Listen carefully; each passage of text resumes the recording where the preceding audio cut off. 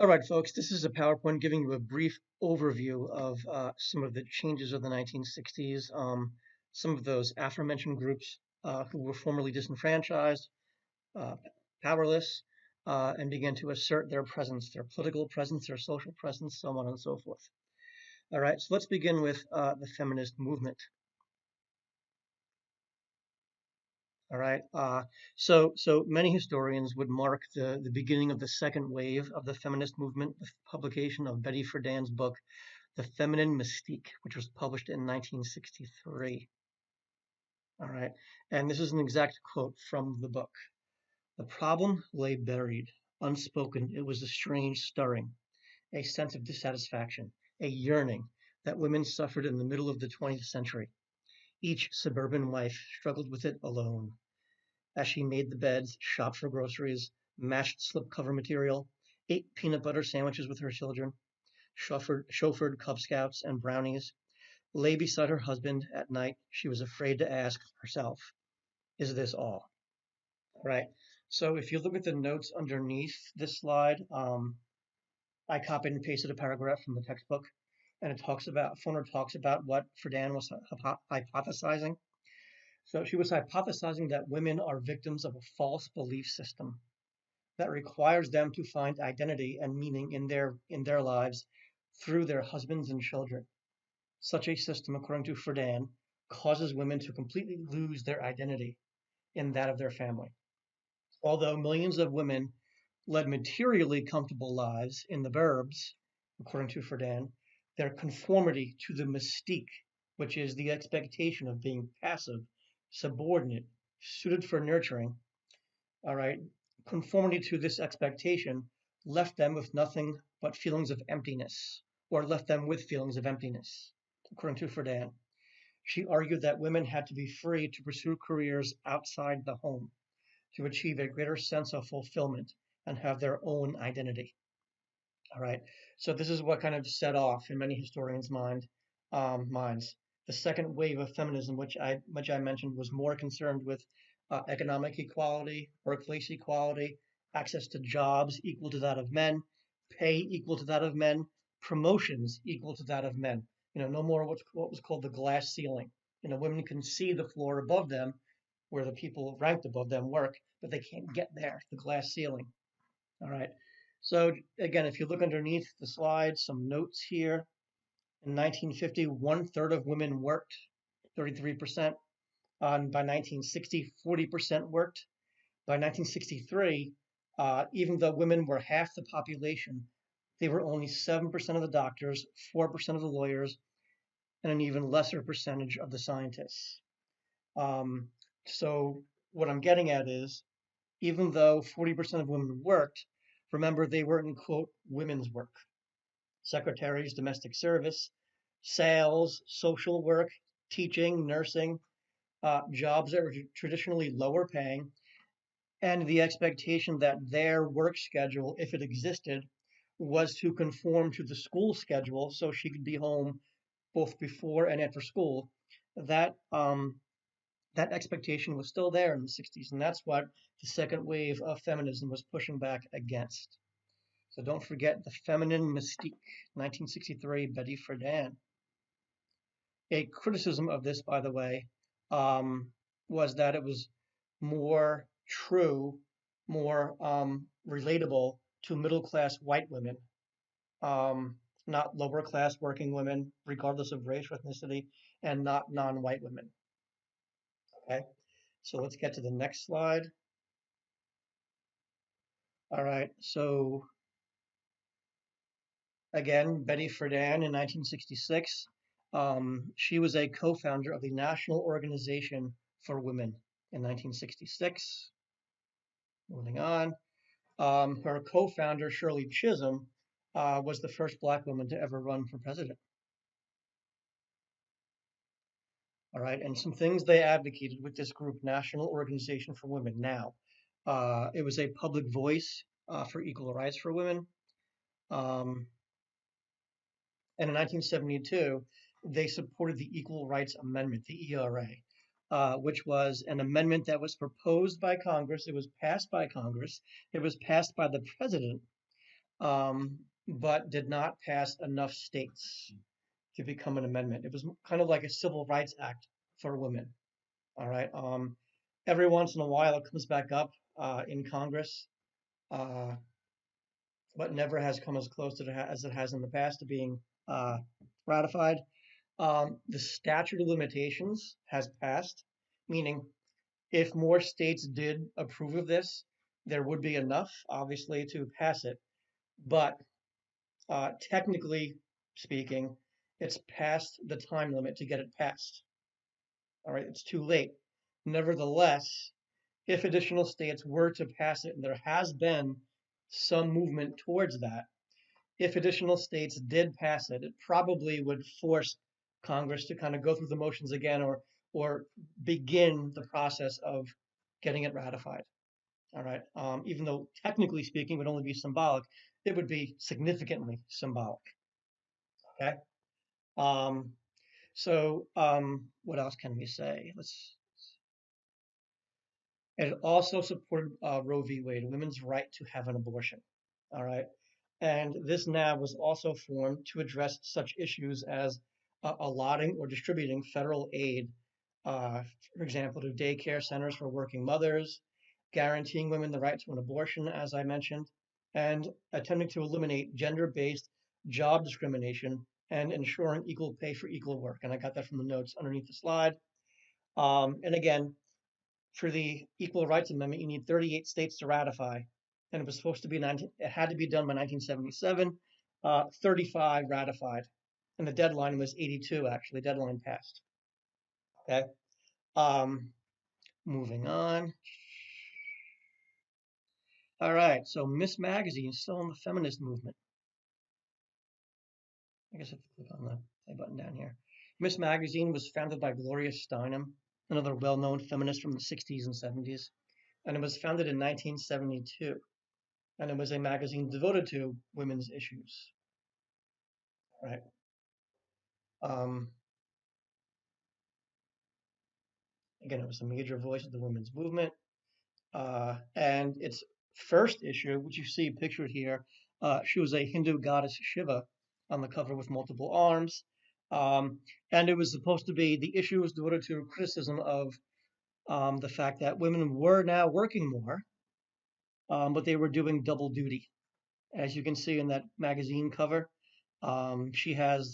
she's holding both domestic things like an iron, a mirror, a phone.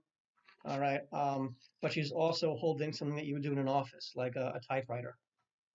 Okay, or even a telephone could be a telephone operator. Who knows? That could be professional. Uh, so it was a critique. It was a statement on women's kind of double duty.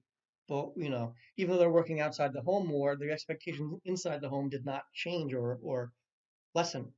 It is not shared as much with the husband, even though they're working outside the home. All right, that's what that issue was critiquing. Moving on. All right, so let's hear from Eric Foner. How do you assess the reemergence of feminism in spreading the rights revolution of the 60s? How do you assess the reemergence of feminism and the spreading rights revolution of the 60s?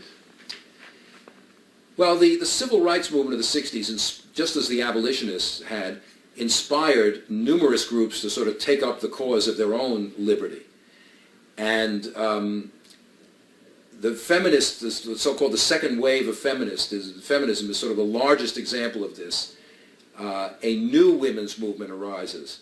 The women's movement had been pretty moribund after the achievement of the vote.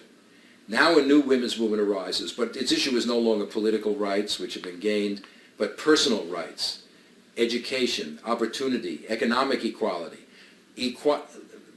opportunity or freedom in personal life, access to birth control, abortion, control over your own person, the right to live a lifestyle that you choose. The feminist movement pushes the issue of freedom into private life. It makes it plain that there are questions of rights, power, liberty, even in the most intimate areas of human activity. So it really helps to expand the idea of freedom way beyond the public sphere, the economic sphere, into this realm of private life that where it hadn't really been extended very much before then. This is part of what we know as the rights revolution, the expansion of the notion of rights, partly by social movements, partly by court decisions, so that all sorts of groups, American Indians, Hispanics, women, homosexuals, are claiming more rights by the end of the 60s and the early 1970s. Okay, so it's important to remember that the abolitionist movement led to all subsequent rights movements in this country, and the civil rights movement of the 50s helped lead to the emergence of the subsequent movements in the 60s, including the women's movement. Okay, and it's also important to remember that the women's movement wasn't just about economic equality; it was also about control over their women's own bodies. All right. And in that sense, the 21st century, Me Too movement or Time's Up movement can be viewed as an extension of that. What you find is some historians argue that we are right now in a third wave of feminism. All right. The second wave of feminism ended in the 80s or so. There was this big male backlash to feminism in the 80s where the word feminist became kind of like an F word. Whereas other historians argue that it's a continuation. What we're in right now is a continuation of the second wave. All right, they point to things like, well, women are still making 80 cents to a dollar a man makes, so the issues are still there. It's the same issues, so it's the same wave of feminism. All right, let's move on. All right, guys, new movement, the Latino power movement, or Latinx. Again, Hispanic Americans expressing rising expectations. Again, a formerly disenfranchised group that was asserting their presence. All right. It was in great part led by two figures, not the only two, but probably the two most prominent names, Cesar Chavez and Dolores Huerta. All right. And they organized the National Farm Workers Association. All right. Latino Americans work they make up a significant portion of agricultural workers in this country. All right, Southwest, in California, so on and so forth.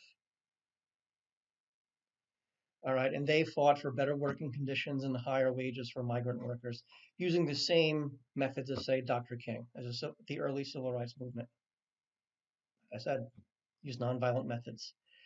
And by the end of the 1960s, they then moved their concerns to more urban issues. All right, much like the civil rights movement of the 50s and 60s, which we studied. All right, moving on to the third movement. We have the environmental movement. Many historians point to the publication of Rachel Carson's book, Silent Spring, in 1962. And her book was a discussion of the many ways that chemical herbicides, which help crops grow, and pesticides, which kill the bugs, were poisoning humans and nature. So these big corporate farms were spraying farms with herbicides and pesticides, chemical herbicides and pesticides, with really little to no testing of their effect on the local ecology, the local environment, and people. And this book was the first to point that out. At first, it was ridiculed by the chemical industry and by corporate farming firms. Obviously, it's critical of them, so of course they'd be ridiculing it. But then JFK's Science Advisory Committee endorsed the book's conclusion, and their first act was to ban DDT, all right, a carcinogenic powder, all right, cancer-causing powder, all right. And it drew people's attention to evidence of pollution everywhere: smog, dead fish, seepage of chemicals from herbicides and pesticides into soil and lakes, things of that nature. All right. So the environmental movement was another movement that appeared in the 60s. All right, let's get to the counterculture and the new left. So the counterculture can be viewed as a reaction, a pushback against the conformity of the 1950s. It can be viewed as a pushback against the social repression of the Cold War period and a pushback against the US government's extensive military intervention in Vietnam. All right. It can also be viewed as a pushback against kind of like the corporate dominance over our lives and the definition of happiness, so to speak. All right. So again, this was made up of mostly white, middle to upper class college students, which, by the way, drew resentment from older folks who had lived, for example, through the Great Depression, who largely resented these college students that were protesting, thinking that they should be more grateful for their opportunity, and they were throwing it away, kind of. Um, they didn't know, things you would hear the older folks argue is they didn't know how good they had it. And by the way, these rebellious students are now the boomers. All right. So again, that resentment from the older folks came largely due to them not experiencing the younger folks not experiencing the Great Depression, didn't know what it was like to live without, kind of thing. All right. Now, this counterculture and this new left, one of their primary arguments was sociological in nature, existential in nature, what it means to be happy. And, in the 1920s, for example, the US economy and government began making a promise to us as Americans. We can achieve happiness through buying stuff, through consumerism. And that's what was happening all throughout the 20s. But then the Great Depression happened, threw a curveball into that. It pressed the pause button. And that faith in consumerism didn't really begin again until after World War II, the late 40s and 50s and after. All right. This promise, by the way, was one of the underlying themes of the TV show Mad Men. All right. But this new left and this counterculture was a pushback against that notion that you can buy happiness, that you can express your authenticity and your freedom through your purchasing decisions. All right. Their argument was, these college students was, there's more to life than being a consumer. There's more to happiness than just buying stuff. I am more than what I purchase. All right. Um, So many college-age men and women became political activists. This was more the new left, and were the driving force behind the civil rights and the anti-war movements. A lot of these activists were involved in the civil rights movement, and had gone down south and had come back up north after having achieved the Voting Rights Act and the Civil Rights Act, and then became involved in the anti-war movement. So it's no coincidence that the Civil Rights Act and the Voting Rights Act are 64 and 65, and then the ubiquity of anti-war demonstrations begins in 64, 65, and a few years thereafter. Right. One of the primary organizations that were founded by the New Left, these college students, was the SDS, the Students for a Democratic Society, some of which still exist on college campuses. But it was founded at the University of Michigan in 1960. And this was the organizational base for what was known as the New Left. Again, it was these left-thinking college students that rejected old left thinking. The left thinkers of the 20s and 30s um, remained too loyal too long in their minds, too loyal and too long. They were too loyal for too long to Stalin. Too many of them were denying what Stalin was doing. So they rejected the Soviet Union. They rejected anything Stalin or the Soviet Union had done. All right, and they adhered to a different philosophy of Marxism called Western Marxism. Okay, and that was the new left. All right, moving on. They criticized the lack of real individual freedom in the United States, which seemed to blow many people's minds, right? We're this free country where we're economically prosperous. How are we not free? And they were arguing that we're kind of beholden to consumerism and corporate takeover of our lives was their argument. All right. They pointed to the power of bureaucracy and government and corporations in our lives, and they called for a greater participatory democracy. Right.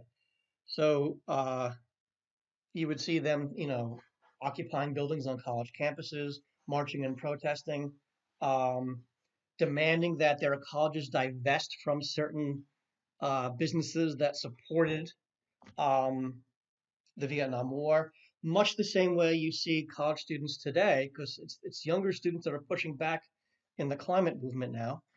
You see college students pushing their colleges to divest from either investment portfolios or businesses that uh, perpetuate the release of carbon into the atmosphere, things like that. Okay, so that would be the New Left, the Students for Democratic Society, the SDS. All right. Um, and the leaders of the SDS believe that colleges were a natural base from which to promote social change. All right. So in the spring of '65, the Students for Democratic Society supported a nationwide campaign against the draft into the Vietnam War, which, by the way, was the last war for which we've had a draft. So on campuses, demonstrations among the New Left included draft card burnings, confrontations with military recruiters on campus, and sit-ins to protest ROTC programs. Okay. Um, Additionally, companies, as I mentioned, companies that were closely affiliated or involved with the war effort, like Dow Chemical, which made napalm, were targeted when they came to the university to recruit, for example, people to work there. In the first 6 months of '68, which was also, by the way, the year where the most American soldiers were in Vietnam, more than 200 major demonstrations took place at 100 colleges and universities across the country, involving more than 40,000 students. All right, before we get to uh, the hippies, I have a video I would like to show you, a very well-known speech from the New Left. This is a speech made by Mario Savio, all right, and it was at Berkeley University, and it was during what was called the free speech movement. They were getting pushback from their college's administration and board of directors on the things they were trying to express on campus. And Mario Savio expresses what he feels should happen among the crowd. So here we are. 4 students are getting the axe. 6 organizations are getting the axe for standing up this semester and for fighting for these things.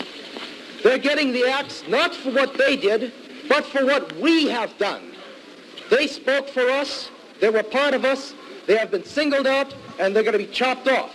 We were told the following. So they're protesting the firing of several professors who were supporting what the students were doing in their actions against the war, and so on and so forth. If President Kerr actually tried to get something more liberal out of the regents in his telephone conversations, why didn't he make some public statement to that effect? And the answer we received from a well-meaning liberal was the following. He said, would you ever imagine the manager of a firm making a statement publicly in opposition to his board of directors? That's the answer. Well, I ask you to consider, if this is a firm, and if the Board of Regents are the Board of Directors, and if President Kerr, in fact, is the manager, then I tell you something, the faculty are a bunch of employees, and we're the raw materials. But we're a bunch of raw materials that don't mean to have any process upon us, don't mean to be made into any product, don't mean to end up being bought by some clients of the university, be they the government, be they industry, be they organized labor, be they anyone, or human beings. There's a time. And here's the very memorable part of the speech. When the operation of the machine becomes so odious, makes you so sick at heart that you can't take part. You can't even passively take part. And you've got to put your bodies upon the gears and upon the wheels, upon the levers, upon all the apparatus, and you've got to make it stop. And you've got to indicate to the people who run it, to the people who own it, that unless you're free, the machine will be prevented from working at all. So here we are. That is not what I meant to do there.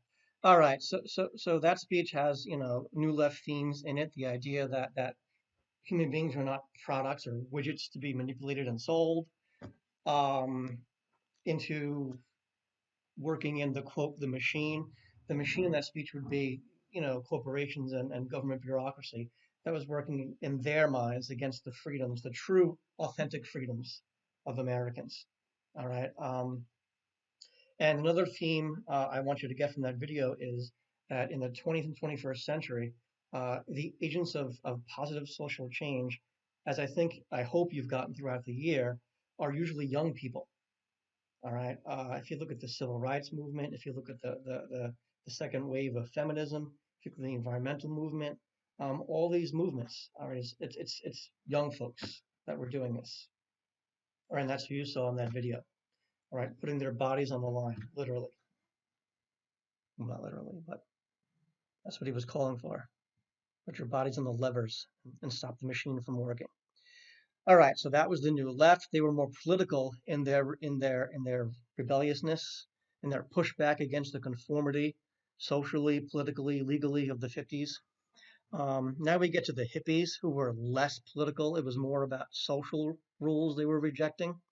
Now, to be sure, the boundaries between the two, hippies and the new left, were kind of blurry. All right. If you were walking down the street in San Francisco in 1968 and you saw a hippie walking next to someone who was a part of the New Left, you wouldn't know the difference, and they very often wouldn't think of themselves as part of two different groups. What I'm getting at is it wasn't like there were very rigid boundaries between the two things. All right. But let's talk about the hippies. All right. Again, they were mostly middle-class whites without the political drive of the New Left. All right. And they separated themselves from mainstream culture through their appearance and lifestyle. All right. Women, for example, rejected traditional gender roles, from the 50s, the housewife and mother. All right. And they had a very particular style of dress that included jeans, tie-dye shirts, sandals, beards, long hair, and a lifestyle that embraced sexual promiscuity and recreational drugs, including marijuana and LSD. All right, let's see if I have any notes underneath the slide here. All right, if you look at the notes underneath the slide, hippie culture was reflected in the rock music of the time by groups such as Jefferson Airplane, the Grateful Dead, performers like Jim Morrison of the Doors and Janis Joplin. Okay, so although some young people established communes in the countryside, hippies were primarily an urban phenomenon. The Haight-Ashbury district, which you see in the notes, section of San Francisco, and the East Village in New York were the focal points of the counterculture for a brief period from 65 to 68. All right. And it all came together in 1969 in Saugerties, New York. All right. So the concert that we know as Woodstock actually took place in Bethel, New York.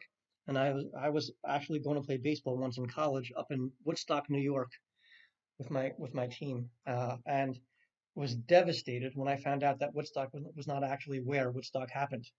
It happened in Bethel, New York. I was devastated. I thought I was going to see a historical site. Anyway, the tagline for Woodstock was 3 days of peace, music, and love. As you can see from the photograph on the bottom left there, it was a free concert, and it was attended by a lot more people than were expected. All right. 400,000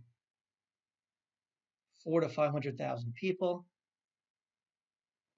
For 3 days, the police did not enforce drug laws.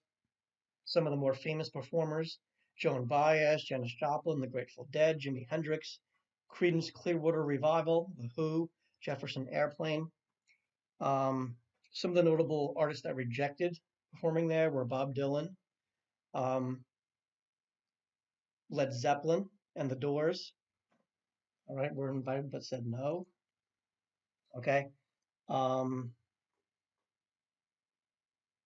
And again, this was the kind of culmination of the hippie movement in the 60s. And eventually, as you may be aware, hippie so-called trends and appearances became kind of commodified.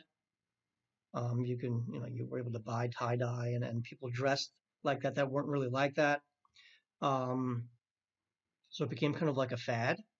And in 1968 or 69, I believe it was, there was actually a mock funeral held in the Haight-Ashbury district. Haight and Asbury are two streets that intersect in San Francisco.